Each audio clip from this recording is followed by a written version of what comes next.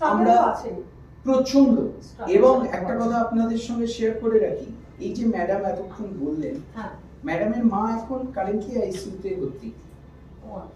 এবং এটাকেই হয়তো শ্রীমদ্ ভগবত গীতায় বলছে কর্ম, যে কর্ম করলে ফলের আশা করতে নেই। তো ফলের আশা না করেই আমরা কর্মটা করেছি এবং এইটাই করছি যে আজকে শুধু ব্র্যান্ড লঞ্চ, লোগো লঞ্চ ই শুধু নয়, আজকে আমরা যে ডিফারেন্ট প্রফেশনের যে মহিলারা রয়েছেন, কারণ আমরা জানি মহিলা মানেই শক্তি তারা, তো এই শক্তি প্রতিফলনটা আমরা শাড়ির মাধ্যমে রাখছি তাদের কাছে। প্রত্যেক প্রফেশন আপনারা যদি দেখেন, দেখবেন প্রত্যেক প্রফেশন ওরিয়েন্ট করে আমাদের শাড়ি তৈরি, এবং আমরা প্রত্যেক প্রফেশনকেই এই সেলিব্রেশনটা করছি। শেষ করব এটা বলে যে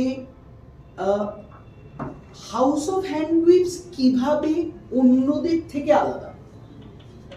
আমরা শুধুমাত্র সেলস করব এটা আমাদের মাথায় নেই। আমাদের ভিশন বা মিশন খুব ক্লিয়ার। আমরা মহিলাদের সেলিব্রেট করছি, তাদের বোল্ডনেস, তাদের স্ট্রেংথ, তাদের প্যাশন, তাদের সততা।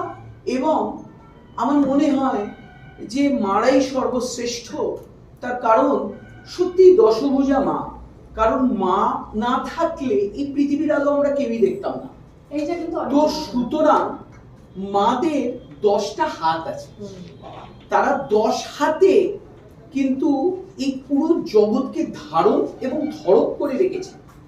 সেটাই আমরা সেই মাদের এবং প্রত্যেকটা মহিলাকে আমরা সেটাই সেলিব্রেট করছি অ্যাজ আ হাউস অফ হ্যান্ডউইভস।